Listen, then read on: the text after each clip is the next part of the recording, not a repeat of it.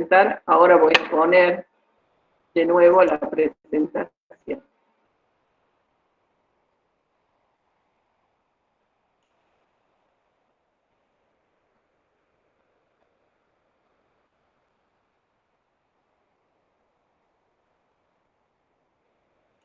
¿Se ve, chicos? ¿Está bien? Sí, profe. Falta que ahora sí se ve compartir.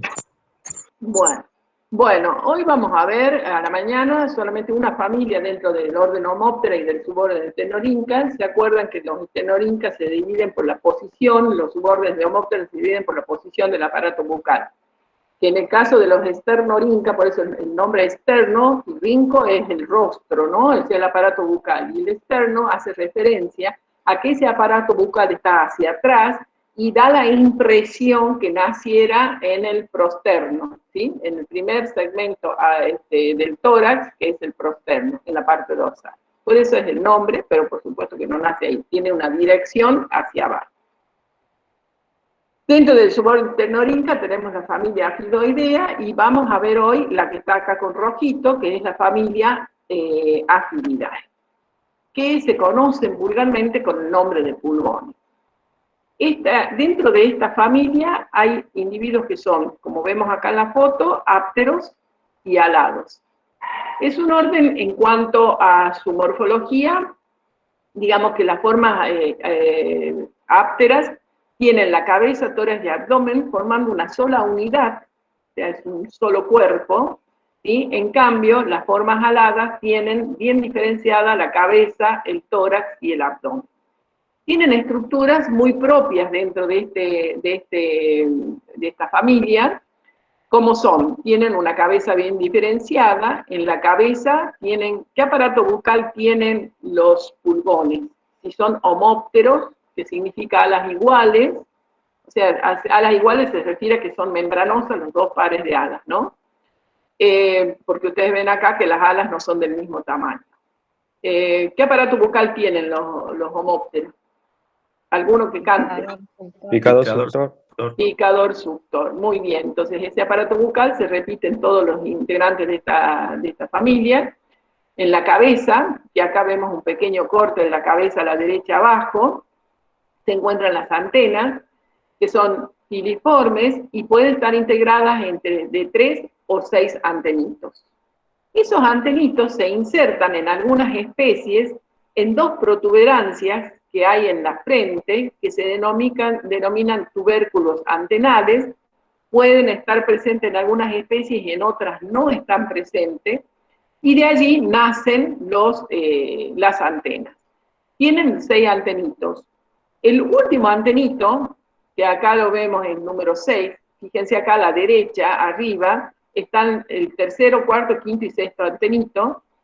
El último antenito, el sexto antenito, es un antenito mucho más largo, ¿sí? Y presenta, fíjense que la parte basal es más ancho y luego se afina. Ese afinamiento que tiene se llama proceso terminal o ungis, ¿sí?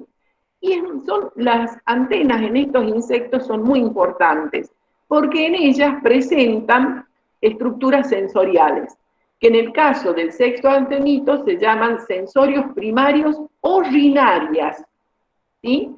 Y otro conjunto de sensorios se encuentran en el tercer antenito, que se denominan sensorias secundarias. Estas sensorias son de mayor tamaño en el sexto antenito y más pequeños en el tercero. Y la función son percibir el ambiente, percibir las feromonas, percibir si las condiciones ambientales son propicias, son sensoriales. Le dan información, el ambiente le da información y a través de estas sensorias ellos reciben la información y procesan qué es lo que tienen que hacer. ¿Se entiende? Muy bien. Supongo que sí se entiende. Muy bien, eso es muy importante en estos insectos.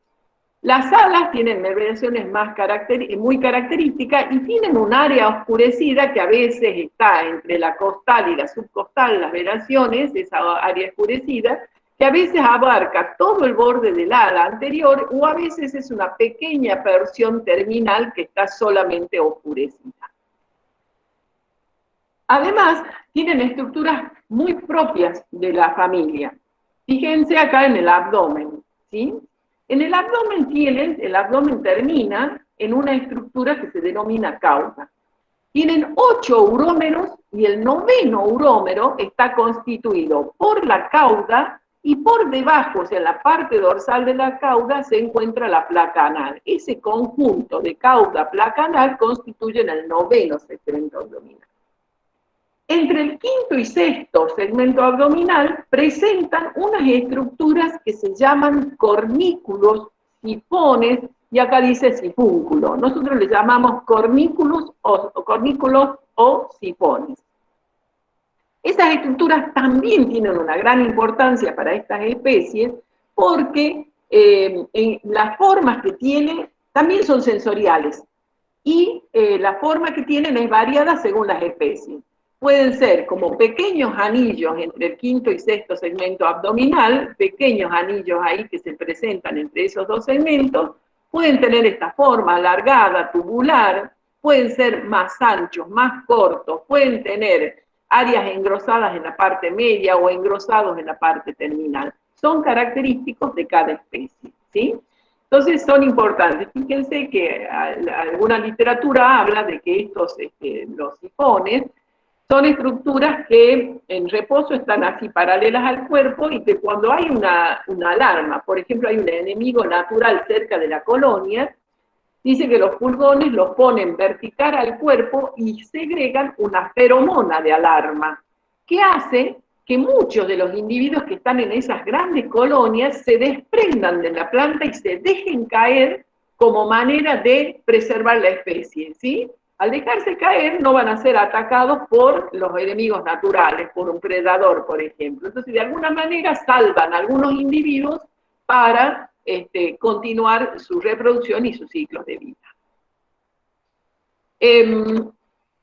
Fíjense que los pulgones se presentan siempre en colonias, en grandes colonias que ustedes las van a encontrar generalmente en las partes en activo crecimiento de la planta. ¿Sí? En todo lo que es brotes terminal, todo lo que sea brotes tiernos, en épocas de brotación, que pueden ser en primavera o en otoño, los pulgones están. Son insectos que necesitan, de alguna manera, temperaturas intermedias, temperaturas de 20 a 25 grados, son plagas generalmente de épocas como el otoño, de la primavera, y algunos logran, según, hay especies que aguantan más temperaturas, en el verano también los podemos encontrar, porque también tiene que ver dónde se ubican estos insectos. Presentan en los bordes del abdomen unos tubérculos y también presentan unas glándulas que les permiten segregar algunas sustancias cerosas, algodonosas o sedosas, con los cuales protegen algunas especies y su cuerpo. Muy bien, vamos a ir al ciclo biológico, que siempre es un tema para todos mis estimados estudiantes, así que vamos a tratar de darlo lo más claro posible, y les voy a pedir que si hay algo que no entienden, me digan, profe, repita, porque no lo tengo claro. Acá presentamos un ciclo biológico que le vamos a llamar dioico. ¿Por qué le llamamos dioico? Si ustedes se fijan acá, hablamos de que hay un huésped primario y hay un huésped secundario. Hay una etapa del ciclo que la cumplen en un huésped y otra etapa cumplen en otro huésped, un huésped secundario. Vamos a iniciar el ciclo a partir del huevo de invierno, que va a ser colocado por las hembras que nacen a final del otoño, que pueden ser ápteras o aladas. Los machos siempre son alados y son los únicos sexuados durante todo el ciclo de vida de los pulgones.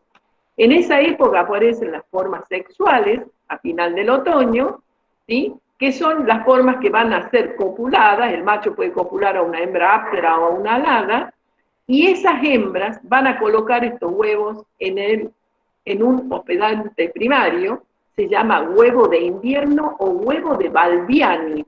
Balbiani fue el primer investigador que encontró el primer huevo de pulgones, porque antes, hace muchos años atrás, se pensaba que no tenían una etapa sexual y que solamente eran partenogenéticos durante todo el ciclo de su vida. Hasta que Don Balbiani encontró, ¿sí?, que había un huevo que colocaban los pulgones. Muy bien, este huésped primario, por ejemplo, lo vamos a hacer cuenta que sea duraznero, ¿sí? Que es un huésped, que generalmente el huésped de invierno es un árbol, lo colocan al huevo protegido en la corteza del árbol, y cuando las condiciones comienzan a ser propicias en la primavera, de ese huevo eclosionan las que se llaman las fundadoras. ¿Mm? Entonces, esas fundadoras van a dar origen a otros individuos por partenogénesis que van a ser las fundatrígenas, ¿sí? Entonces, durante toda la primavera, en la etapa, nos situemos en el cultivo, el que es un duraznero, ¿qué pasa en el duraznero en primavera? Brota, ¿verdad? Tiene muchos brotes tiernos. Bueno, la fundadora y la fundatrígena van a estar en esos brotes de duraznero, ¿sí?, hasta que el duraznero ya empiece a florecer y querer fructificar, ya se vuelven los tejidos, no son aptos para ello, entonces estas fundatrígenas van a dar origen a formas aladas que se llaman migratorias aladas. Migratorias, ¿por qué? Porque van a abandonar ese huésped primario y van a pasar al huésped secundario. Ese huésped secundario son muchísimos cultivos. Pueden ser todas solanáceas, muchas hortícolas, otras especies forrajeras, etcétera, etcétera. O sea, la cantidad de huéspedes secundarios son numerosísimos. Entonces, de esa migratoria alada que llega a este huésped secundario, que podemos decir pimiento, por ejemplo, el cultivo de pimiento, esa migratoria alada va a llegar, va a iniciar la colonia, va a empezar a poner por viviparidad, o sea, por partenogénesis, son partenogénicos y vivíparos, no colocan, solamente colocan el huevo de invierno, todo el resto del ciclo son vivíparos, o sea que dan ya las ninfas, nacen ninfas. Esa migratoria alada va a dar origen a las alienícolas ápteras, que también se reproducen partenogenéticamente y que van a dar individuos alados y ápteros. Los individuos alados aparecen en una colonia cuando hay una gran cantidad de pulgones, digamos, en las ramas, y el alimento empieza a ser escaso. Ya empieza a haber dificultad para alimentarse todos. ¿Qué hacen las formas aladas? Migran a otra planta o a otras especies, pero siempre emparentadas. Migran, entonces, estas formas aladas, las formas ápteras, estos siguen reproduciéndose partenogenéticamente, y estas formas partenogenéticas son las que van a dar origen al final del otoño, ¿sí?, van a dar origen a las formas sexuadas, machos y hembras. Los machos siempre alados, las hembras pueden ser ápteras o aladas, que van estos a copular, el macho va a copular a estas hembras y van a colocar de nuevo en el huésped primario el huevo de invierno. Ustedes fíjense, solamente a fines del otoño hay una etapa sexual con el huevo que es de origen sexual, y luego todo el ciclo es partenogénico y vivíparo, que van reproduciéndose en los hospederos, que siempre que estén tiernos van a estar presentes los pulgones. O sea que son plagas de tejidos en activo crecimiento. ¿Se entendió hasta acá? ¿Muy clara? Sí, profe. ¿Vamos bien? Sí. Buenísimo, me encanta. Bueno, muy bien. Ese ciclo biológico, el que vimos recién, es un ciclo biológico dioico. Y también ese ciclo biológico puede ser monoico. O sea, ese ciclo monoico lo cumplen en un solo hospedero. Y ese ciclo puede ser, en ese solo hospedero, puede ser sexual o partenogenético y o partenogenético.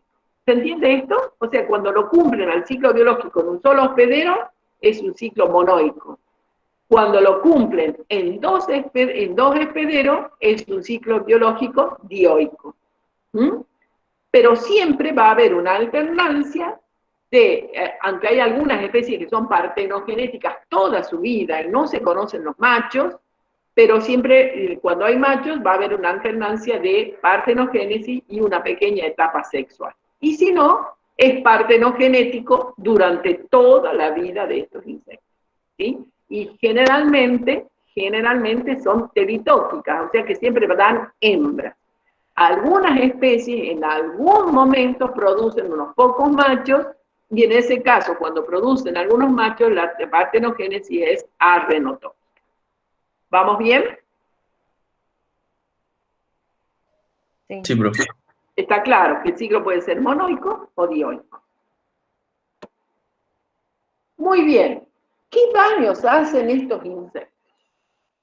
Acá vamos a clasificar en daños directos o indirectos. ¿Se acuerdan cuando vimos TRIPS? También hicimos la misma clasificación en daños directos e en daños indirectos. ¿Cuáles son los daños directos? Los que hacen con el aparato bucal, ¿sí? ¿Qué hace con el aparato bucal? ¿Se acuerda que ese aparato bucal, si ustedes lo miraban en un corte, tenía un canal salival y tenía un canal suctor? Muy bien. Ellos inyectan saliva tóxica a la planta y de esa manera luego succionan los jugos vegetales para su alimentación. Ese proceso de inyección de saliva tóxica genera un disturbio fisiológico en la planta y empiezan a aparecer síntomas como son las manchas, las clorosis, puede aparecer marchitez, porque si está faltando agua también puede producir marchitez, y producen deformaciones. Hay un crecimiento diferente de la hoja, del envés, y se empiezan a enrular las hojas, como ustedes ven estos brotes, que son de cítricos, fíjense, esto debería estar así, las hojas totalmente normales, y fíjense lo que son las hojas, todas enruladas por la presencia de los pulgones y de altísimas poblaciones de pulgones. Pero también pueden generar algunos pulgones agallas, donde viven las ninfas dentro de esas agallas. Eso es el daño directo, el que generan con el aparato bucal. Muy bien, ¿cuáles son los indirectos? Que son sumamente preocupantes porque son transmisores de muchísimos virus. Fíjense que los pulgones pueden transmitir más de 200 especies de virus. Entonces, y pueden transmitir algunas bacterias también. Hay transmisión de agentes patógenos, pero los más preocupantes son los virus, porque cuando hay virus, sabemos que no hay método de control para los virus, por lo tanto hay que trabajar con el organismo vector. Por ejemplo, dos enfermedades muy importantes que hay en la papa, por ejemplo, el PBI, el virus I, se llama el mosaico rugoso de las hojas, tiene una incidencia muy grande en tomate, pimiento, papa, en muchas solanáceas, y produce una seria disminución de los rendimientos, porque las plantas se quedan más achaparradas, amarillentas, con hojas más enruladas, y la planta no progresa. Este virus produce un disturbio muy grande en la planta. También hay otros virus, como el PLRB, que es el virus del enrollamiento, que también se da en solanáceas, es el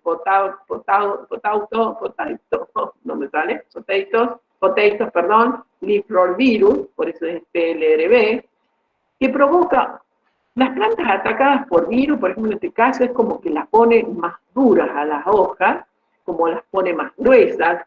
Muchas veces hay autores que dicen que cuando uno camina en un campo con virus, en plantas con virus, se siente como suenan las plantas como crocantes, ¿sí? Toman un aspecto diferente, como más gruesos los tejidos, y hay un enrollamiento de las hojas.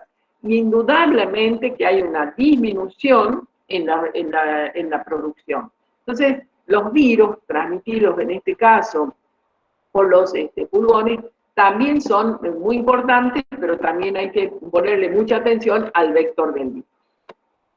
Otro daño indirecto que se genera por los pulgones es la formación de lo que se conoce como fumagina. ¿Por qué se produce la fumagina? Ustedes se acuerdan cuando vieron aparatos digestivos que los pulgones tienen un aparato digestivo modificado, que tienen una cámara filtrante. Ellos introducen su aparato bucal y succionan grandes cantidades de savia. Pero para que esa savia sea su alimento, tienen que filtrarla y hacer que los solutos que vienen dentro de ese líquido queden para ser, digamos, procesados para que los elementos del procesamiento, de la digestión, vayan a las distintas partes del cuerpo del insecto a través de las paredes que son permeables, ¿no es cierto? Entonces, ellos filtran y el exceso de líquido tiene que ser eliminado, y eso lo eliminan por el ano. Y esos líquidos que eliminan son azúcares, entonces por eso se llama melado. Y eso cubre a la planta. Entonces la planta toma un aspecto pegajoso y ahí en ese melado se desarrolla este hongo del género Capnorium que vulgarmente lo conocemos como fumagina. También, al estar la planta, fíjense en esta foto, miren las hojas, ¿cuál es el área fotosintética de esas hojas? Miren las ramas, ¿sí? Pero sobre todo las hojas, que es la fábrica de alimento de una planta, están las hojas, en donde se hace la fotosíntesis. Entonces, indudablemente que el área fotosintética se disminuye e indudablemente tiene que haber alguna incidencia en los resultados finales de la producción. ¿Cómo hacemos para muestrear o para poder determinar cuándo está llegando un pulgón al campo y en función del cultivo, de la historia que conozcamos, de la zona y toda la información que debemos manejar como ingenieros agrónomos para tomar una decisión? Es muy importante previo a eso conocer información de la zona. Qué tipos de cultivos se hacen, si hay cercanos virus, si hay malezas que albergan a esos virus, ¿sí? Entonces vamos a utilizar un tipo de muestreo, en realidad es un monitoreo, porque el muestreo lo vamos a hacer, por ejemplo, de forma directa, ¿sí? ¿Cómo hace el muestreo? Es de forma directa. Observo las plantas y detecto si hay presencia de colonias. Diseño una guarda griega en zigzag, en dos líneas cruzadas, como yo quiera, y cada cierta distancia tomo plantas y observo si hay colonias. Esa es una forma de determinar la presencia de pulgones y cuál es la abundancia de estas colonias. Y la otra es usando trampas. Esta es la diferencia entre muestreo y monitoreo. Cuando yo utilizo trampas calibradas, conocidas, eso se llama monitoreo. El muestreo es cuando yo diseño, no tengo una trampa, pero recorro un campo, ya sea tomando muestras de pedazos de hojas o pedacitos de ramas, o voy con una red entomológica o con un aspirador de boca. ¿Se entiende esto? Porque esa es pregunta de parcial. Diferencia de muestreo de monitoreo, ¿sí? Y siempre les queda confundido. ¿Entienden la diferencia entre muestreo y monitoreo? Sí. ¿El resto? Sí, profe. Sí, profe. Muestreo cuando yo diseño, no tengo una trampa, yo diseño mi forma de obtener las partes de plantas que me quiero evaluar. En cambio, el monitoreo es cuando yo utilizo trampas. Entonces, acá tenemos formas de monitorear. Estas con las trampas adhesivas de color o con trampas Moeric, se llaman. Son trampas de agua. Y fíjense, están pintadas de amarillo por dentro y por fuera están pintadas de negro. Y están sobreelevadas al suelo. Muy bien, el color que se deben pintar estas trampas es el amarillo vial, se llama. Es un amarillo determinado porque se ha hecho un estudio con distintos tonos de amarillo, y el amarillo que más atraía a los pulgones era el amarillo que se llama amarillo vial, que en realidad es con el que pintan en las calles. Entonces las trampas pueden tener distintas formas, pueden ser circulares, pueden ser cuadradas. Y las trampas pegajosas, que ya las vieron también cuando vimos, seguramente cuando vieron en el primer práctico, y además cuando hablamos de TRIPS. ¿Para qué nos sirven estas trampas? Estas trampas nos permiten, en la primera etapa del cultivo, y si las colocamos, nos permiten detectar el momento en que llegan los pulgones al campo. Fíjense que acá están colocadas en los bordes. El 90%, 95% de los insectos llegan primero al borde de las plantaciones y después se dispersan. ¿Se acuerdan cuando vimos la parte general que el profe dijo que el pulgón llega y se instala, mira, prueba, si le gusta se queda y si no se va, pero lo primero que lo atrae es el color, por eso baja a las plantas, ¿sí? Entonces acá, a donde baja, es a una trampa, de amarilla o celeste, y de agua o pegajosa, ¿sí?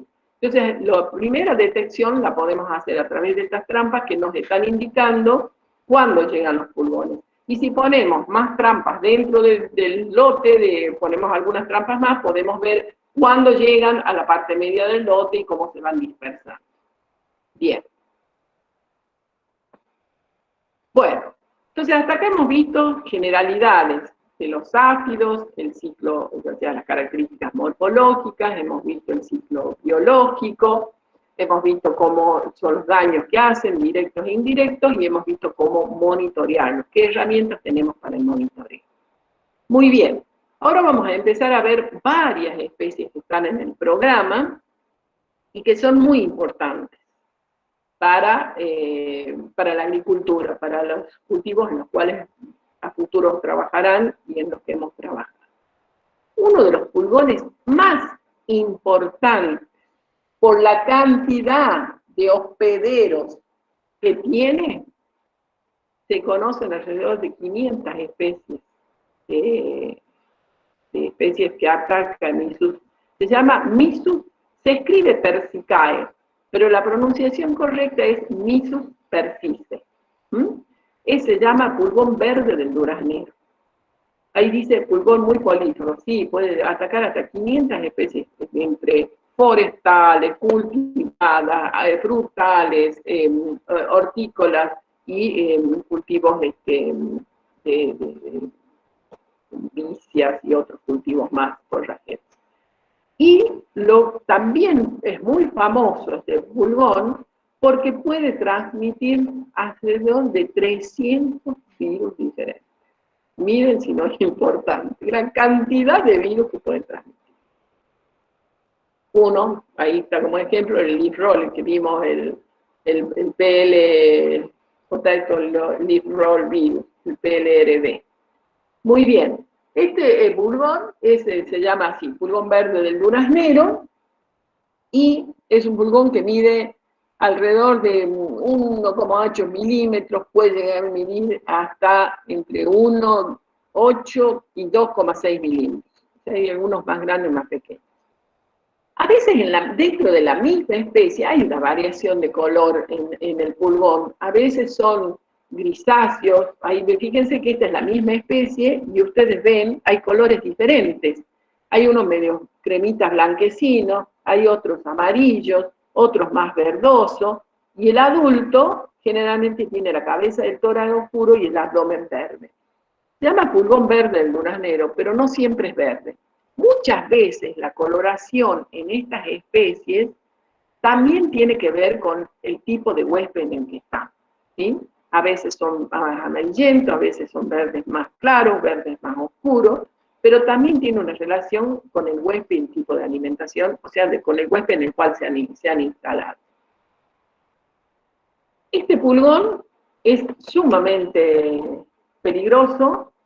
La cantidad de hospederos, dijimos alrededor de 500 especies, acá mencionamos muy pocas crucíferas, o sea, todas las crucíferas, las solanáceas, las gramíneas, y cuando estamos hablando de pulgones que transmiten virus, los umbrales de daño cambian totalmente, porque un pulgón que transmita virus y lo incorpore a la planta, otro pulgón que venga lo toma de esa planta y empiezan a haber una gran cantidad de plantas con virus, porque en el proceso de alimentación van transmitiéndolo. Acá hay un umbral estimado, de 3 al 10% de brotes atacados. Si yo estoy en una zona donde hay virosis, yo no puedo trabajar con un 10%, yo tengo que elegir el umbral menor. Solo un 3%, o sea, de 100 plantas que yo reviso, por ejemplo, solamente 3 tienen que tener presencia de pulgones. ¿Por qué? Son especies que se reproducen, generalmente son todos partenogenéticos, algo que no les dije, pero que pasa es cada hembra puede poner en su ciclo de vida alrededor de 60 individuos, o sea que es mucho lo que pone cada hembra, y ustedes han visto que hay grandes cantidades. Entonces, Cuando hay transmisión de virus, los umbrales son bajísimos y a veces el umbral es 0, ¿sí? O sea, 0 presencia de insectos, según los cultivos que estemos trabajando, el interés económico, la parte de la planta que se comercializa, etcétera, etcétera. Es muy importante tener claro que los umbrales de daño no son iguales en todo el ciclo de un vegetal. El vegetal tiene momentos de mayor susceptibilidad y otros momentos de menor susceptibilidad, donde acepta más plaga y en otros que acepta menos cantidad de plaga. Así como las plagas tienen también sus momentos de susceptibilidad y su forma de resistencia, igual en las plantas. Y ahí está esa lucha en que cuánto aguanto y cuánto acepto. Muy bien. El ciclo de Misuz no lo vamos a repetir porque es el primero que les di, el que es dioico. Está el huevo de invierno en duraznero, nace la fundadora, la fundatígena, la jalada, etc., todo el ciclo partenogenético y vivíparo. El segundo huésped puede ser pimiento, todas las solanáceas y muchas otras hortícolas, ¿sí? Y después, si completa su ciclo, volviendo al hospedente primero. Por ejemplo, nosotros que trabajamos en Santa María, fíjense que los pequeños productores en Santa María tienen, en los bordes de sus lotes, tienen plantas de duraznero. Y ellos, durante la época de verano, ¿sí? El duraznero va a brotar en primavera, ahí va a estar el misuz, y después ellos hacen pimiento, que ellos empiezan a plantar en el mes de octubre, todo el mes de octubre y parte de noviembre están plantando pimiento. Y fíjense, le estamos poniendo lo que les gusta. O sea, tienen el ciclo cerradito, porque tienen el duraznero y después tienen el pimiento. También ponen tomate, berenjena, todos esos son hospederos, todas las solanáceas son hospederos de misuz. Y entonces se ubican y van, o sea que el mismo ciclo de cultivo que nosotros armamos le estamos dando para que nunca se interrumpa ese ciclo. ¿Se entiende? Sí. ¿Queda claro lo que les he dicho? Muy bien. Otro pulgón importante que vamos a ver en la agricultura es el pulgón negro de los cítricos, que también es llamado pulgón marrón de los cítricos. Estos pulgones los encontramos, tiene como único hospedero los cítricos. No va a otras especies, o sea que es absolutamente monoico, ¿sí? Ya lo cumple a su ciclo en un solo hospedero, que son los cítricos. Muy bien, como su nombre lo indica, es un pulgón oscuro, negro, aunque las formas ninfales son un poco más claras. Pero al estado adulto es oscuro, es negro.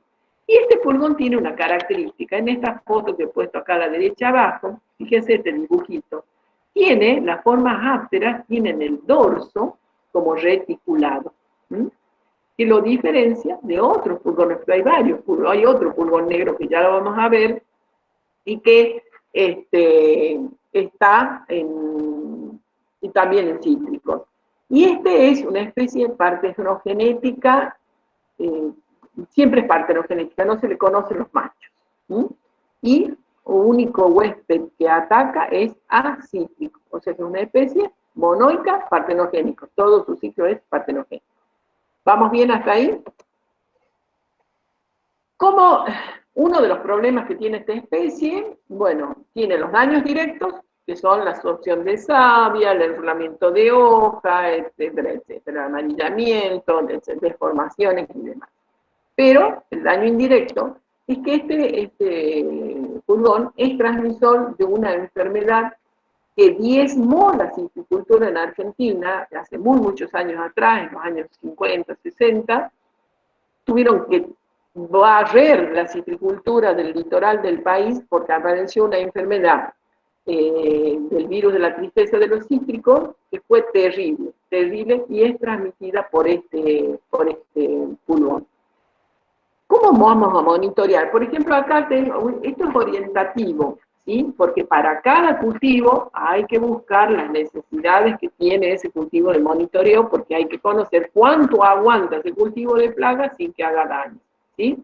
Si nos remitimos a esa curva que mi ingeniero les enseñó de rendimiento, ¿se acuerdan? Y número de plagas, ¿sí? Esa curva que viene derechita y después baja, y ahí veíamos umbral de daño, nivel de daño, si ustedes transmiten, es en la primera parte de la curva, o sea, hay insectos, hasta umbral de daño, la planta soporta y no hay problema, y después de eso ya tenemos que empezar, después que pasamos el umbral de daño, empezamos a pensar en estrategias, si no venimos haciendo ya algunas estrategias de tipo mecánicas o culturales, etc.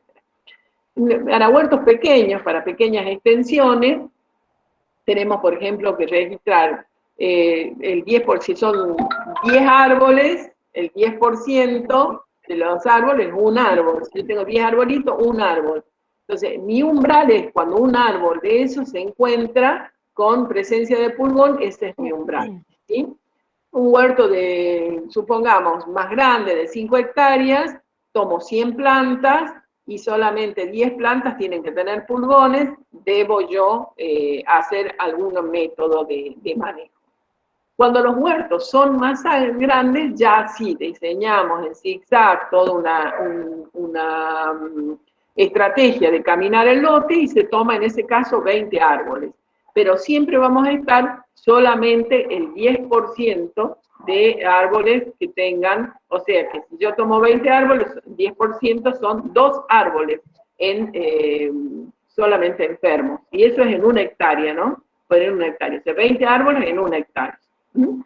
Entonces, esto que les pongo es orientativo, porque según el cultivo y el estado fenológico del cultivo, son los umbrales de daño que vamos a trabajar para tomar decisiones de manejo.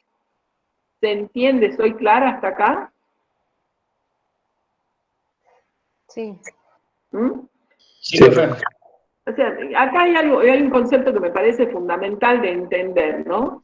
Los umbrales de daños no son siempre iguales en el ciclo del cultivo. O sea, generalmente hay momentos, como les dije ya, de mayor susceptibilidad del cultivo donde el umbral baja. Y hay momentos en que el cultivo aguanta un poco más de plaga y ese umbral sube. Entonces, ¿cómo vamos a trabajar? Cuando nosotros estemos trabajando en un cultivo, buscar mucha información. Hay mucha información y ponernos en onda con lo que se está trabajando últimamente, en la información que hay de trabajos publicados, y buscar ahí el mejor método de monitoreo y el más seguro que me determine el umbral de daño y yo no tenga problemas. Cuando hay transmisión de virus, los umbrales bajan, porque un pulgón que me lleve un virus a una planta, todos los restos de pulgones que se asienten ahí tomarán el virus y se irán. Algunos, ya no sé si se han visto cómo se transmiten los virus, hay formas persistentes, no persistentes y semipersistentes. Los no persistentes son los que lo llevan en el aparato bucal y son los más peligrosos, porque es cuando más plantas visitan, más transmiten. Así que hay que conocer de qué manera ese pulgón transmite el virus también. Como ven, hay que saber del cultivo, hay que saber de la plaga, cómo transmite el virus, ¿sí? Y qué es lo que le gusta y no le gusta a la planta y a la plaga. Muy bien. ¿Cuáles son las condiciones predisponentes o propicias para que este pulgón esté en el ambiente? ¿Cuál es la temperatura? Hay un tiempo fisiológico para todas las especies, que creo que lo hemos mencionado en la clase de ecología. Hay un límite mínimo y un máximo, y en ese límite mínimo y máximo de temperatura, las especies crecen, se desarrollan, se reproducen, hacen daño, hacen todo. Siempre hay una temperatura que le gusta más. Fíjense que en este caso, para el caso de Thopsoptera siticidus, le gustan las temperaturas medias, más o menos de 20 grados. Esa es la mejor temperatura para que el ciclo se desarrolle rápidamente y en pocos días y haya una gran producción de individuos. También el tiempo seco, por ejemplo, les gusta en las épocas secas. Fíjense que en primavera, por ejemplo, para Catamarca, nosotros empiezan las brotaciones, porque nosotros tenemos con riego los cítricos, y es seco. Es momento propicio para que esta especie esté en el campo. Y si hay temperaturas entre 20, a veces hasta 25 grados, es espectacular. Entonces hay que empezar a prestar atención en esa época, cuando empiezan a aparecer los pulgones, qué niveles tenemos y para ir decidiendo a futuro qué vamos a hacer. En las temperaturas muy altas, cuando ya estamos hablando de temperaturas de 30 grados, 32, 35 grados, no le gustan, no le son favorables a esta especie, por lo tanto, ellos las poblaciones bajan. Por lo tanto, en nuestras épocas, en los meses de fines de noviembre, diciembre, enero y febrero, estos pulgones no van a estar muy presentes en Catamarca, puede ser que queden algunas especies protegidas para continuar el ciclo o se van a otros hospederos y después volverán. Los cítricos tienen dos momentos de brotación, en primavera y en otoño, así que son los momentos más importantes de monitorear y de mirar el cultivo por la presencia de pulgones de cualquiera de estas especies de pulgones. ¿Sí? ¿Les queda claro esto? Sí, profe. Bien. Otra especie también que está en los pulgones, fíjense que la anterior, el citricidio, se llama pulgón negro de los cítricos, y este también se llama pulgón negro de los cítricos, pero también lo llaman pulgón pardo de los cítricos. Fíjense que Toxoptera auranti es un pulgón que mide entre 1 y 2 milímetros, tiene formas ápteras y formas aladas, solo también se reproduce por partenogénesis, y son, por supuesto, vivíparos. Pero este Toxoptera auranti tiene otros hospederos. Aparte de los citrus, tiene como hospedero unas plantas florales que son muy bonitas, que es la camelia, y también tiene como hospedero a nuestra querida yerba mate, Anilex paraguayensis, ¿sí? También es hospedero, y fíjense que en la zona del litoral nosotros tenemos citrus, y tenemos la yerba mate como cultivo. Así que ya tiene ahí dos hospederos que son preferidos por ella, la yerba mate y los cítricos. Esta especie también es así de color, dijimos negro, y está entre 1 a 2 milímetros. Hay algunos individuos más grandes y otros más pequeños, pero está ahí. Fíjense, acá como en el otro pusimos cuáles son las temperaturas en el Toxoptera, en el Citricidus, fíjense acá también. Esto lo pongo porque, para que se den cuenta y para que vayan incorporando la importancia de conocer las condiciones ambientales donde nosotros estamos produciendo. Conocer las condiciones ambientales donde estamos produciendo nos va a permitir decir, sí, che, mira, estas condiciones yo las tengo y voy a tener este pulgón en algún momento. Entonces, estar atento. Este áfido, mira, se encuentra cuál es el tiempo fisiológico de esta especie, o sea, en las temperaturas que le gusta, donde se va a reproducir, donde se va sus poblaciones van a estar en su zona de comodidad. Fíjese, desde los 7 grados centígrados a los 32 grados centígrados. Por supuesto que siempre hay una temperatura más óptima, o sea, entre 7 y 32 va a estar presente. ¿Cuándo su ciclo va a ser más rápido? Fíjese, a 25 grados, que es una temperatura media, muy linda, muy agradable, va a tener un ciclo en solo 6 días. En solo 6 días, un individuo que es vivíparo va a nacer la ninfa, en 6 días va a llegar a adulto, y ese adulto ya va a estar en 6 días propicio para dejar descendencia de vuelta. ¿Se entiende esto? O sea que a esa temperatura es ideal para que el ciclo sea una sucesión de individuos naciendo permanentemente y colonias donde haya desde el primero al cuarto estadio ninfal y estén los adultos y demás.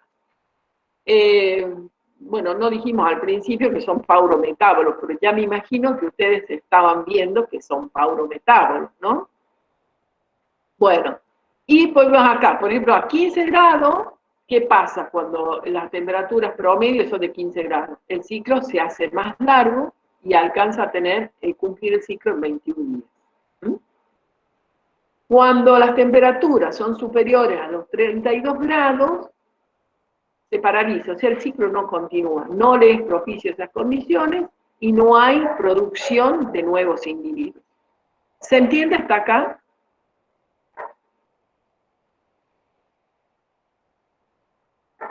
Sí. Hola.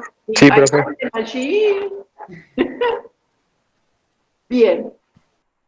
Cuando haya algo que no está claro, por favor me interrumpen, porque es mucho lo que tenemos que ver hoy día, entonces es preferible ir por lo menos teniendo una idea de cómo es esta cuestión, ¿no? Así que por favor no duden en preguntarme o en vuelve a explicar. Muy bien, este otro pulgón que está en los cítricos, ya fíjense las condiciones, que ya son distintas al otro, ¿sí? Son distintas, los dos son pulgón negro, pero son especies distintas, por lo tanto sus requerimientos son distintos. Otro pulgón que está también en los cítricos es el pulgón verde de los cítricos. Este pulgón, ¿sí?, como el primero que vimos, el Citricidus, también transmite el virus de la tristeza, ¿sí? Este es un pulgón que tiene formas ápteras y aladas y tiene muchísimos hospederos, no solamente los cítricos, sino muchas como manzana, peral, algunas hortícolas, o sea, tiene muchos hospederos. Y ahí vemos una colonia. Una de las características que tiene el pulgón es que es verde claro, verde grisáceo, amarillo, pero fíjense algo, los sifones, ¿sí?, los sifones son oscuros, tanto en las formas ápteras como en la forma alada. El alado tiene cabeza y tórax oscuro y el abdomen amarillento verdoso, y las caudas siempre, perdón, los sifones siempre son oscuros, son negros. Y si lo miramos bien, también la cauda se presenta oscura ya cerca del estado adulto. Estos insectos, por ejemplo, ¿cuál es el umbral de tratamiento? Si nosotros tomamos 100 brotes en una plantación, cuando hay presencia en el 30%, debemos tomar 30% de plantas, debemos realizar un tratamiento. Y fíjense que este pulgón se muestrea de marzo a junio, o sea, en la época de brotación y de tejidos tiernos de los cítricos en otoño. Y también, como dijimos, transmite el virus de la tristeza. Por lo tanto, ese 13%, cuando sabemos que en la zona puede haber virus de la tristeza que pueda ser transmitido en mi plantación, ese umbral baja considerablemente. Otra especie que también es muy importante, que es polifitófago, que está en numerosas especies, es el pulgón del algodonero, que se llama Apis gossypii. Gossypii hace referencia al algodón. Y fíjense que también es plaga de los cítricos y de muchos otros cultivos, como por ejemplo peral, manzano, cucurbitácea, pepino, etcétera, etcétera. Y también cuando está en citrus puede transmitir el virus de la tristeza. En general, las formas aladas son, como vemos, generalmente la mayoría de las formas aladas de los pulgones tienen la cabeza y el tórax oscuro, y el abdomen, en este caso, es un color verde claro, a veces son amarillentos, pueden ser medio grisáceos, ¿sí? El color a veces no es muy definido, a veces hay individuos más claros y otros más oscuros. Este es un pulgón que mide alrededor de 1,5 milímetros, y en el caso de esta especie, por ejemplo, vamos a mirar, por ejemplo, en cítricos. O sea, vid también es otro hospedero de Apis gossypii, el algodonero, por supuesto que también, ¿no? Fíjense qué dicen cítricos. Durante la primavera es conveniente hacer un monitoreo, ¿sí? Siempre coincidiendo con la época de brotación. Y como sabemos que estos organismos se reproducen por partenogénesis, en todo lo que vaya brotando, que a veces tenemos variedades que brotan en distintos momentos, cuando tenemos eso en un campo, le estamos ofreciendo al pulgón siempre tejidos tiernos, entonces van a ir migrando a través de las formas aladas van a ir buscando siempre el alimento más tierno y van a ir pasando de una variedad a otra según su época de brotación. O sea que esto también tiene que ver con las variedades que nosotros usamos. Y va a haber una sucesivas brotaciones y sucesivas poblaciones de pulgones en esas especies. Fíjense que acá el umbral se toma entre el 25 y el 30% de brotes afectados, que significa que haya insectos. O sea, yo tomo 100 brotes en una hectárea y tengo 25 a 30 en promedio de brotes afectados y es momento de pensar en alguna estrategia de manejo. En el caso de la vid, fíjense, es más bajo el umbral, ¿no? Entonces, esto tiene que ver con el momento en que ataca y qué está en juego en ese momento. Fíjense en vid.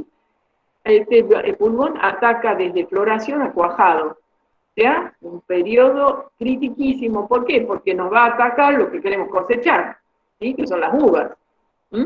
Entonces, el umbral del tratamiento no debe superar en ese caso el 10% de brotes afectados, o sea, significa que tiene que haber pulgones. Entonces, los umbrales, fíjense, en los cultivos tienen que ver con el momento del cultivo, con lo que queremos cosechar, porque en el caso de los cítricos me atacan los brotes. Si bien produce una alteración en la planta, si lo manejamos bien no tenemos problemas de disminución de producción. Pero en vid, si ataca de floración a cuajado, el momento en que yo voy a lograr la fruta que después voy a vender, indudablemente es mucho más peligroso en ese momento para este cultivo. Entonces mi atención tiene que ser mucho mayor en ese momento de floración a cuajado y hacer un muy buen monitoreo, que a veces en vez de semanal puede ser 2 veces por semana, para hacer un estrecho seguimiento para evitar la pérdida de mi producción. ¿Vamos bien hasta acá? Sí. Sí, profe. ¿No se me han dormido?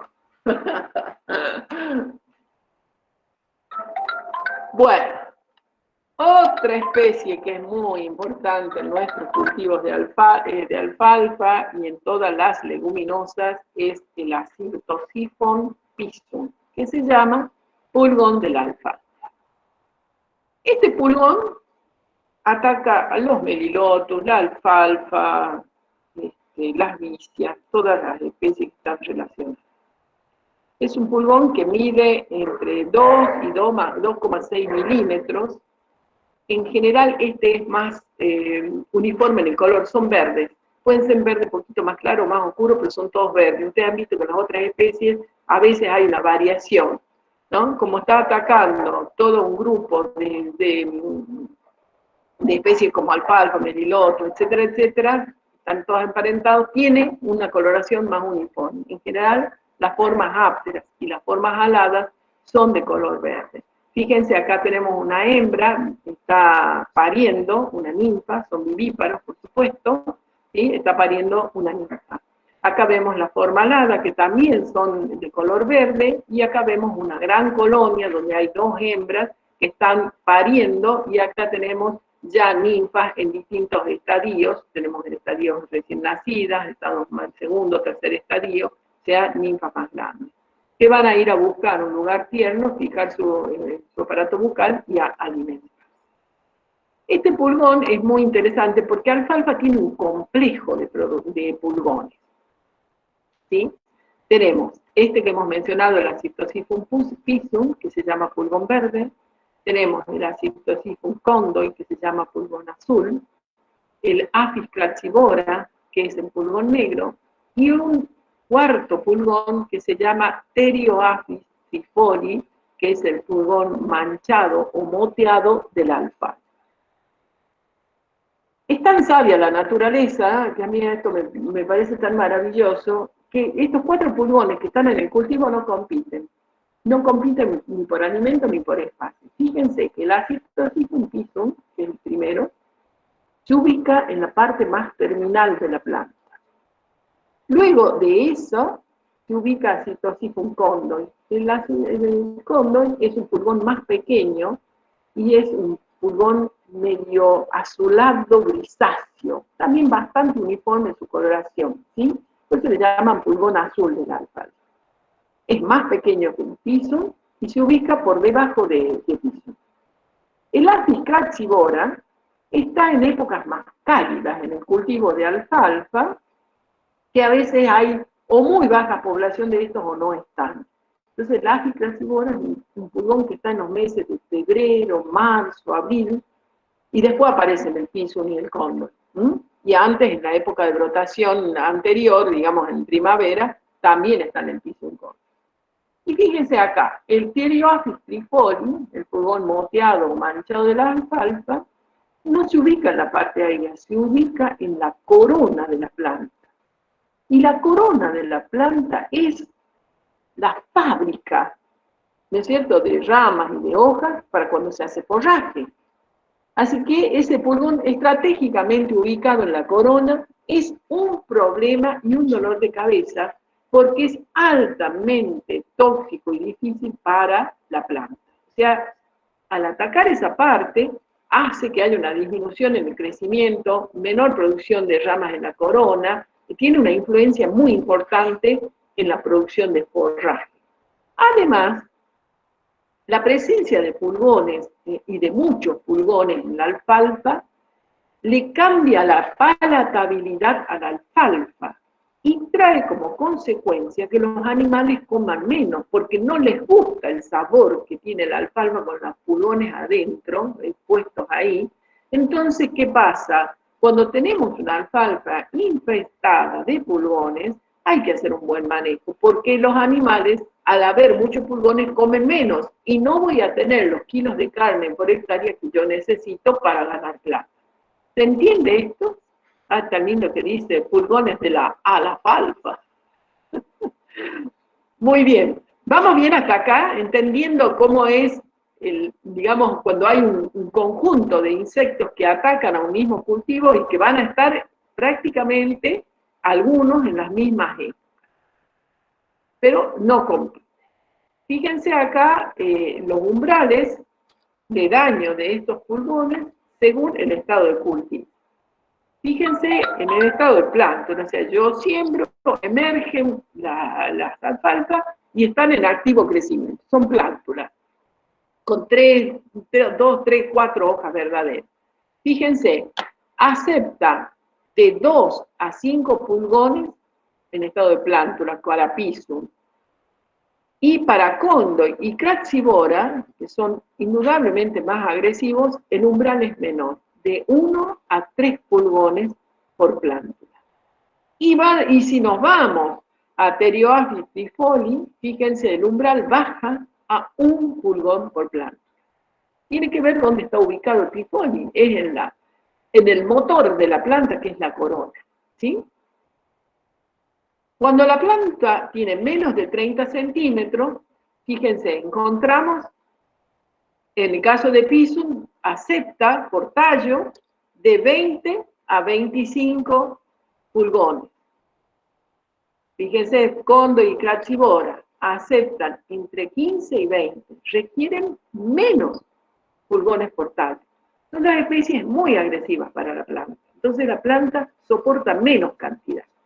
Y fíjense acá 0, no hay nada, no acepta ningún Pterioapis trifoli. Cuando la planta tiene más de 30 centímetros, fíjense, para el pisum aguanta 30 a 40 pulgones por tallo. En cambio, para cóndor y craxivora, 20 a 25. Siempre cóndor y craxivora, al ser más agresivos, menos cantidad acepta la planta, soporta la planta. Y fíjese acá, ¿qué pasa de acuerdo a la estación del año? Acá tenemos primavera y otoño, que es época de pulgones, y en verano. Fíjense acá, para el Pterioapis trifoli, 40 pulgones por tallo.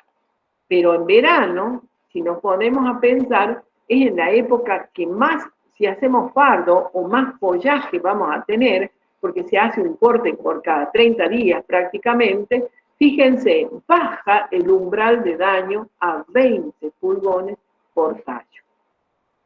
Fíjense qué interesante esto, ¿no? Cómo las especies, de acuerdo a su agresividad con el cultivo, tienen un nivel de daño diferente. Y aquí está claramente expresado eso. ¿Sí? Y además en las épocas y el tamaño de la planta, cómo los umbrales del año van variando. Otro pulgón muy importante que tenemos, sobre todo cuando cultivamos repollos, o sea, todo lo que sea brassicacia, este es el pulgón de la mostaza también, es una brassica, especie del género Raphanus y del género de las espiracas, de las becas vulgares. No me sale la familia. Este pulgón tiene una característica, tiene la capacidad, ¿se acuerdan que al principio hablamos entre sus características morfológicas, la capacidad de tener glándulas que segregan sustancias cerosas, sedosas o filamentosas? Y este pulgón la tiene. Es este color verde pálido, amarillento, el color del cuerpo, pero lo recubre con estas ceras, entonces tiene, fíjense, como se ve claramente acá, ese color blanquecino, pero es por la secreción que ellos hacen de filamentos y de ceras con los que recubren su cuerpo.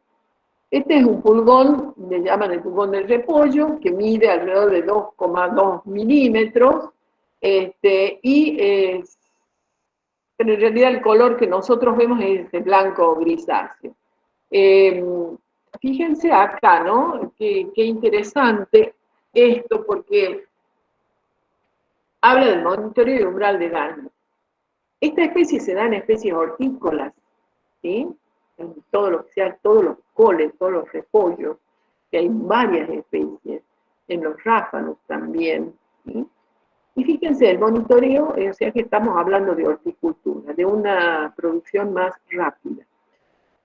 El monitoreo debe ser semanal, y cuando empiezan a aparecer, a veces es conveniente que sea 2 veces a la semana.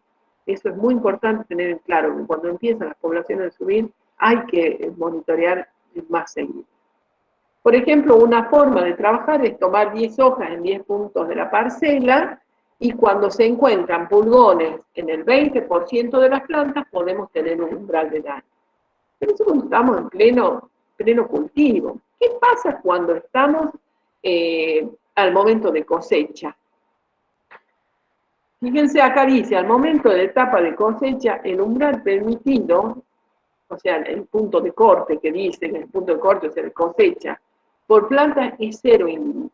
¿Qué les pasa a ustedes cuando van a una verdulería o en el supermercado y sacan un repollo o algún pariente del repollo y ustedes le ven que tiene pulgones?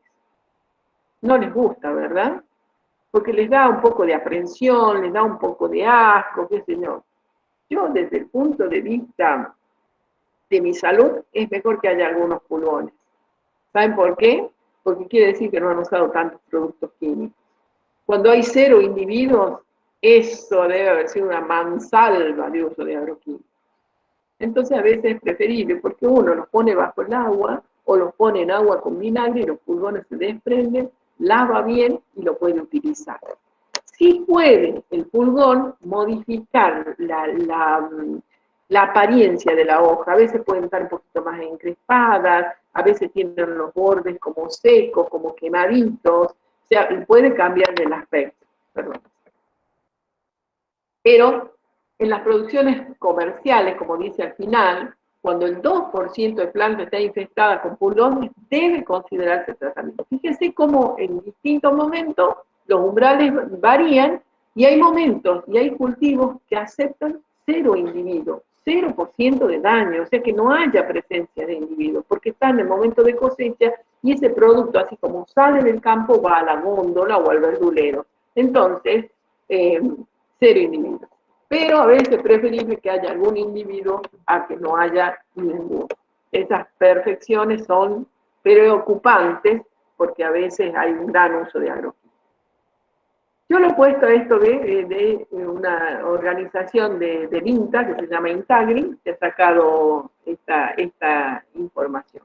Lo pongo porque ellos dicen que el derecho de autor debe respetar, y entonces cuando uno saca información de esta organización debe ponerla de donde proviene. Pero lo importante que yo quiero mostrar con todos estos umbrales de daños y monitoreos es que uno tiene que tener información previa y generar información a través de un buen monitoreo y conociendo muy bien el cultivo que queremos llevar adelante y qué es lo que queremos cosechar. Otro pulgón importantísimo y que está en todas las gramíneas prácticamente es el Rhopalocipher maidis, que es el pulgón del maíz o el áfido del cogollo de la caña de azúcar.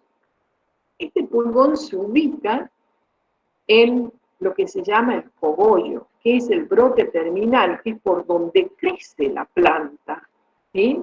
del maíz y de la caña de azúcar, y muchas especies, el tabaco crece también así a través del brote terminal.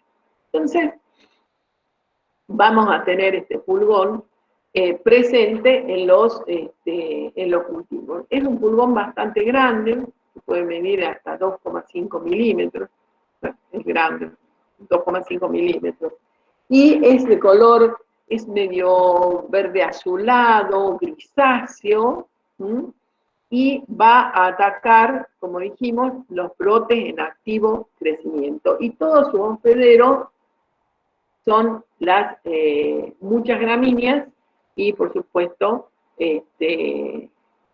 está también, por supuesto, como plaga en la caña de azúcar, maíz, avena, cebada y todas las gramíneas. En general se reproduce por partenogénesis este pulgón. Esporádicamente aparecen unos machos, o sea que en algún momento tiene un ciclo sexual. Pero en general es un pulgón que va a producir toda su descendencia por partenogénesis. Y también tiene este pulgón, que dijimos que es medio verde azulado, también tiene el dorso reticulado. ¿Se acuerda que el primero que vimos tenía también, pero era oscuro negro? Este es verde, es verde azulado, verde grisáceo, y tiene el dorso también con el reticulado.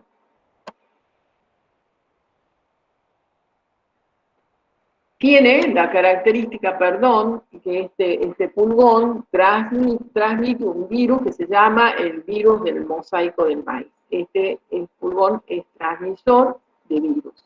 Por lo tanto, debe ser evaluado tempranamente. No se olviden que cuando nosotros sembramos maíz y estamos en etapa de plántula y antes de 4 hojas, pueden aparecer los pulgones si las condiciones están propicias, ubicarse en ese brote terminal y generar algún problema a la planta de crecimiento a futuro. Por lo tanto, hay que observar las plantas, monitorear y recorrer el campo para determinar la presencia o no y qué método de manejo vamos a hacer. Otra especie que hay es el Cytobium avenae, que se llama pulgón de la espiga, está en la avena, pero puede atacar otros granos. Se ubica ahí en el raquis, como ustedes ven ahí del grano, y ataca hasta grano lechoso, y produce una disminución en el tamaño del grano, tiene un efecto negativo, ¿no? Y también transmite el virus del enanismo amarillo, que es otra enfermedad también de tipo virósica, bien problemática para estas especies de grano. Muy bien. Ahora vamos a hablar un poquito de manejo de estas especies con, por ejemplo, todos los parasitoides que existen, o enemigos naturales, que tienen parasitoides y distintos tipos de predadores. Tenemos himenópteros, que acá los vemos, fíjense cómo están doblando el cuerpo y están con su ovipositor, introduciéndolo en el cuerpo del pulgón y colocando un huevo. Ese huevo, que es colocado dentro del cuerpo del pulgón, va a emerger de ese huevo una larvita. Esa larva se va a alimentar de todos los contenidos internos del pulgón, lo mantiene vivo mientras ella es larva, porque lo necesita vivo, primero come las partes grasas y después va comiendo las otras partes, hasta que ellos cumplen todo su estadio larval, ahí empupan dentro del pulgón y luego emerge el adulto del parasitoide. O sea, cuando él empupa, recién muere el pulgón.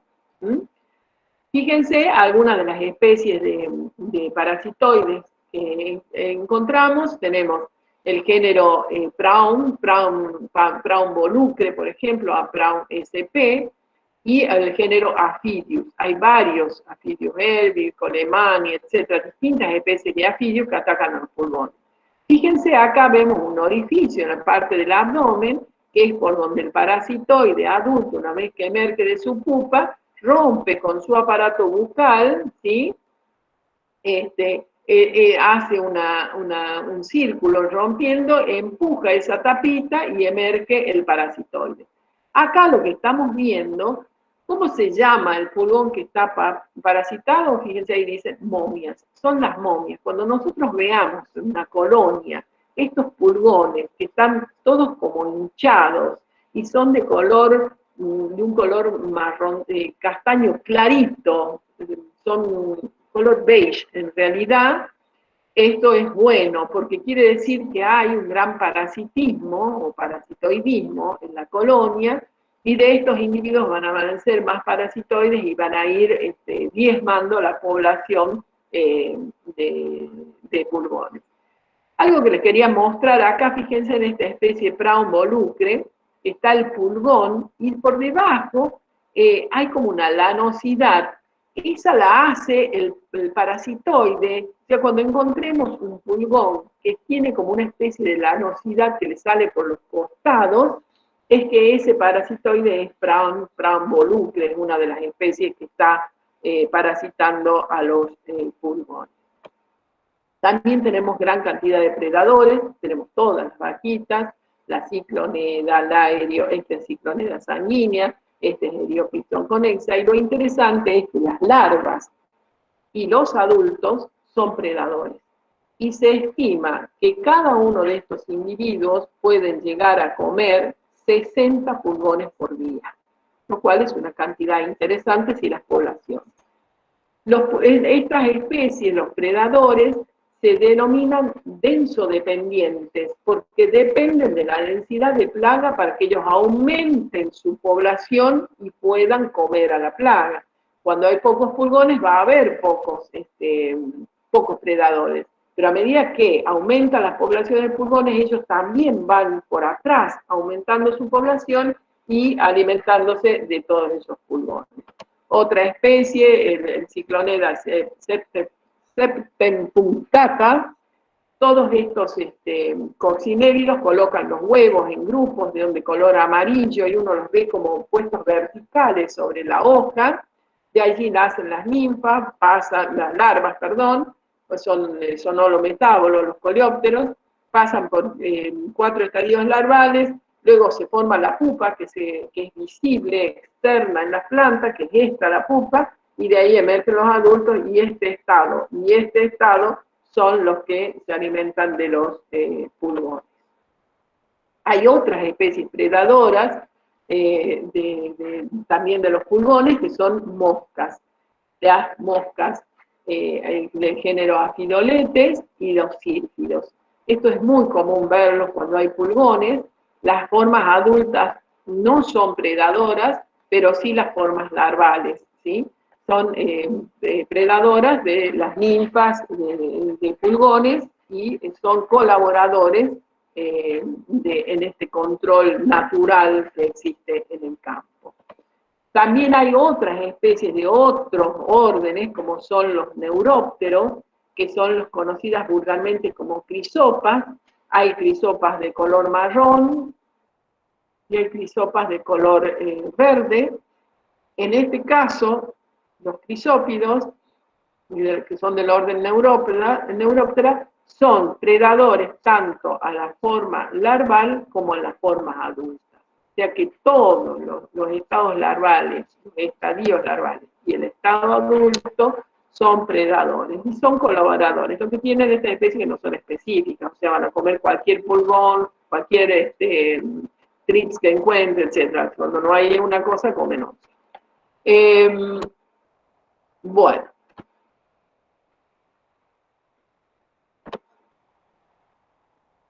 A ver, hagamos un pequeño resumen hasta acá. Me gustaría hacer una pequeña, a ver, cómo vamos hasta acá. ¿Mm? ¿Sí? ¿Lo puedo ver?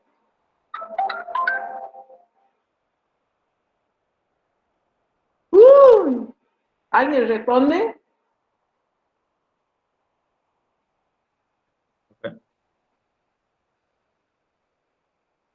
¿Qué, se fueron todos o se durmieron? Acá estamos, profe, acá estamos. ¿Es que yo activar la cámara? A ver.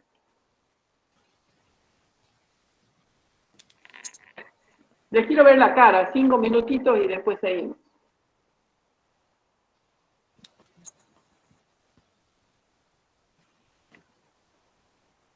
Ahí está, bueno.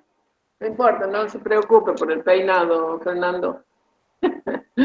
Cuéntenme, a ver, ¿qué es lo que les quedó? ¿Qué es lo que les pareció interesante? A ver, así cortito.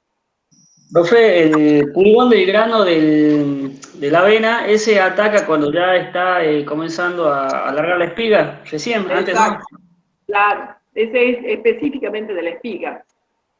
Y lo Es de que, la lo que- espiga. lo que pierde es el rendimiento de, digamos, de la producción en grano. Exacto, exacto. Hay una disminución en el tamaño del grano. Por lo tanto, vas a cosechar, pero vas a cosechar menos kilos por hectárea. ¿Sí?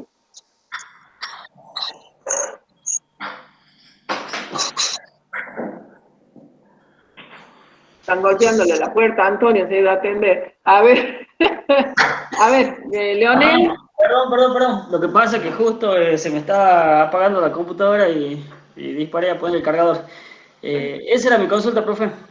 Bueno, a ver, ¿qué te pareció? A ver, ¿qué sacás? Porque me parece que hay algo importante acá, ¿no? Que es entender cómo se trabaja, o sea, cómo hay que conocer la especie, cómo hay que conocer el cultivo, esto que venimos hablando, ¿no? Y cómo hay que tener claro que no, el cultivo en cada etapa fenológica tiene un estado diferente de susceptibilidad.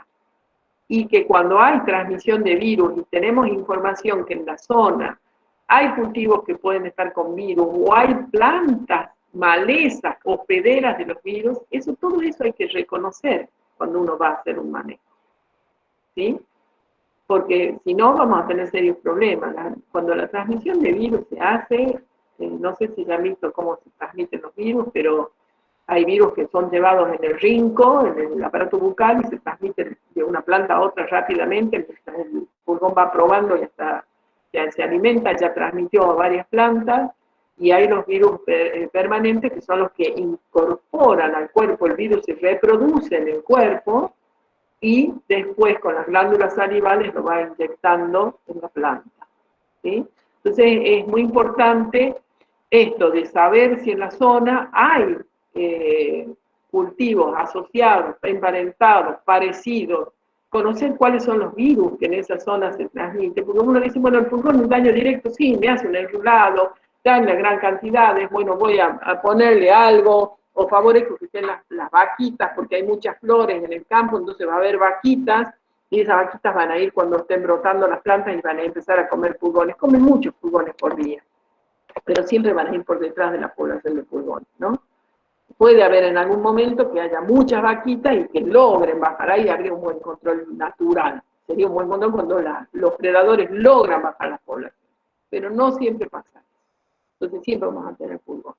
Entonces conocer la forma de daños que hacen, si hay directos e indirectos, es fundamental, fundamental. Y entender que los estados fenológicos tienen distintas susceptibilidades. Y esto que vimos también, ¿no? De reconocer qué condiciones ambientales son propicias, no solo para la plaga, sino para los enemigos naturales. O sea, la cosa se va complejizando, se va complejizando. Entonces, ¿y hay algún control químico en el momento para no afectar a los otros insectos? O sea, que sea específico para pulgones. Sí, se puede utilizar productos de contacto, sea que lo tocan al pulmón y entran a través del tegumento y los matan. Pero lo mejor en este caso es el producto sistémico. Para todo insecto picador suctor, estamos hablando de cochinillas, pulgones, moscas blancas, cílidos y hemípteros, es el insecticida sistémico.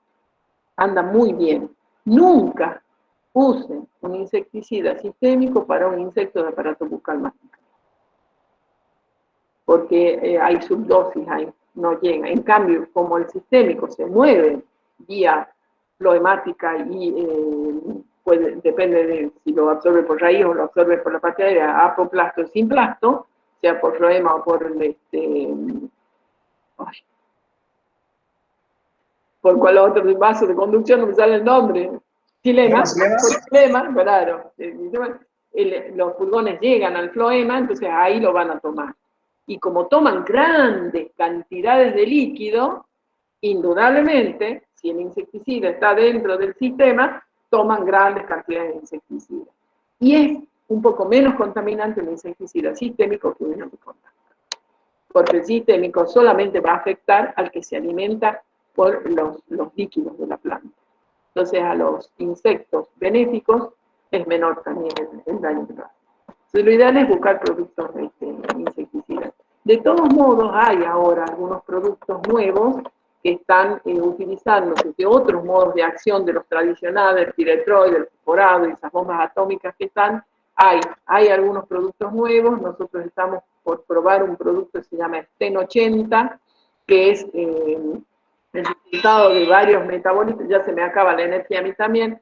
Después el espinosat, también hay otros. O sea, hay productos nuevos que se pueden utilizar que tienen menor impacto ambiental, ¿sí? Entonces, es cuestión de tomarse un tiempito y de buscar todos aquellos que sean de menor impacto para el ambiente, que hay y que son muy buenos para estos insectos. Y si bien muchos de esos productos nuevos, disculpen, voy a enchufar yo ahora.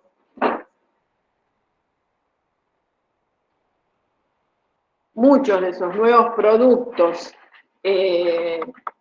son un poco más caros que los tradicionales, que los piretroides y que los fosforados, pero se usan en dosis mucho menores.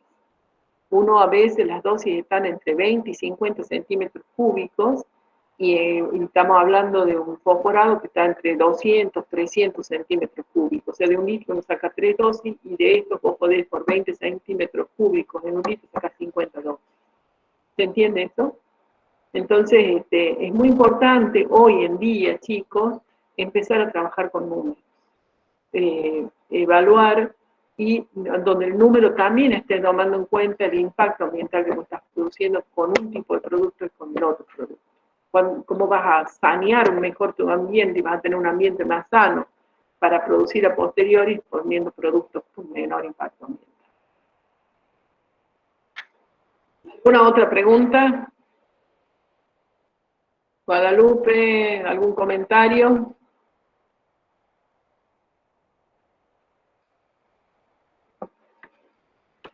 Profe. Sí. Usted había hablado un poquito, creo que, de productos más caseros, digamos, como de vinagre. No sé si también algunos utilizan lo que son las combinaciones con ajo, puede ser. Sí, en realidad para pequeñas extensiones se puede preparar. Por ejemplo, con el fruto del paraíso, que uno lo puede, el fruto del paraíso va a generar un producto parecido a los piretroides. Entonces uno lo macera durante 4 días, por ejemplo, lo pone en agua a esos frutos, lo dejas unos 3, 4 días, y a ese residuo lo filtras y a eso diluís y le haces aplicaciones. Ese sí puede actuar como un insecticida. El ajo es más como un ahuyentador, o sea, impide que el insecto llegue. ¿Se entiende? O sea, hay muchos preparados. Excelente. ¿Cómo? Repelente. Repelente, digo. Claro, exacto, es un repelente En cambio, con los frutos del paraíso es más insecticida. ¿Mm? Entonces, hay ¿El muchísimas. vinagre, profe? No, el vinagre, ¿no? ¿Qué dije yo de vinagre? No, es que no escuché la última parte porque tengo mala internet. Me estoy Sí, conectando y pero ¿qué desconectando. dije, Pero, Fernando, de vinagre? Cuando íbamos a la verdulería, profe. Ah, pero es para lavarla la fruta. O sea, yo voy a la no, yo verdulería y pregunto encuentro si una el leche. vinagre podría ¿Cómo? ser usado como repelente también, No, no, ¿no? no. Porque en No, porque el internet, vinagre hay que tener cuidado porque a veces estos productos son atractivos nutricionales. Por ejemplo, el bien, mosca de los frutos es un atractivo sí, nutricional para la mosca. Entonces hay que conocer bien qué productos pueden ser atractivos o repelentes, ¿sí? claro. No, el vinagre no.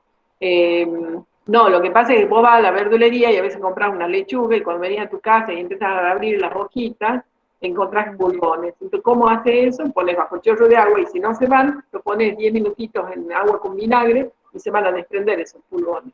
¿Sí? Y después la lavas, la enjuagás bien y te la comes. Claro. Por eso hablábamos ahí, ¿no? Del umbral de daño, depende del destino de la producción, de lo que queramos cosechar. Las grandes empresas hortícolas que cosechan cientos de hectáreas de producto usan mucho agroquímicos.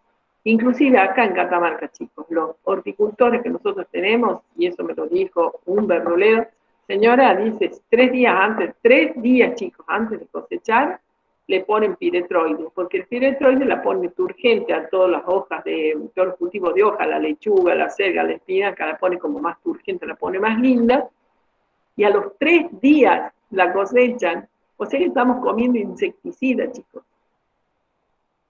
Yo he ido a la verdulería y he detectado olor a insecticida en unas lechugas y se las devolví, digo, no las voy a llevar porque están con insecticida. Yo tengo una alta sensibilidad porque yo me intoxiqué. Entonces yo tengo una alta sensibilidad al insecticida y lo detecto rápidamente. Entonces hay que estar muy atento. Porque por más que nosotros lavemos, hay residuos adentro. No te dice, bueno, el tomate lo lavo bien, le saco la cáscara, pero algún residuo adentro hay todavía. Eso es verdad, profe, es importantísimo. Espérame, Antonio, cuando no se ha respetado lo que se llama tiempo de carencia. ¿Sí? Que es la cantidad de días desde la última aplicación para realizar la cosecha. Eso se llama tiempo de carencia. Y eso se debe respetar. Y no las estamos respetando. Sí, Antonio. Que eso es verdad lo que usted dice, es importante olerla la verdura cuando uno va más que todo sobre, o sea, las verduras de hoja, que son las que tienen el efecto directo, se nota el toque cuando tienen el insecticida. O sea, Y a hacen un poco veces las notas como aceitosas, de... que a veces las lavas y desprende espuma. Sí, Cuando exactamente. la estás lavando y la hoja de lechuga desprende espuma, empiezan a desconfiar porque es muy posible que esté con insecticida.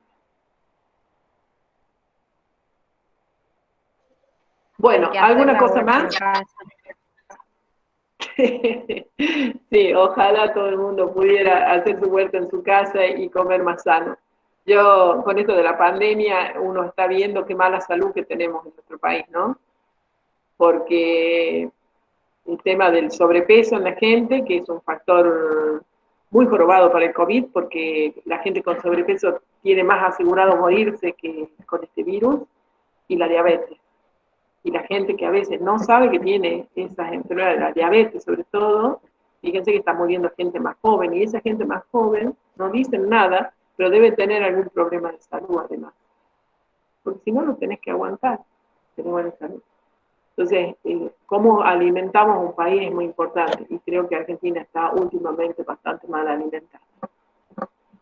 Mucha obesidad, mucha gente con exceso de peso, y eso no es salud.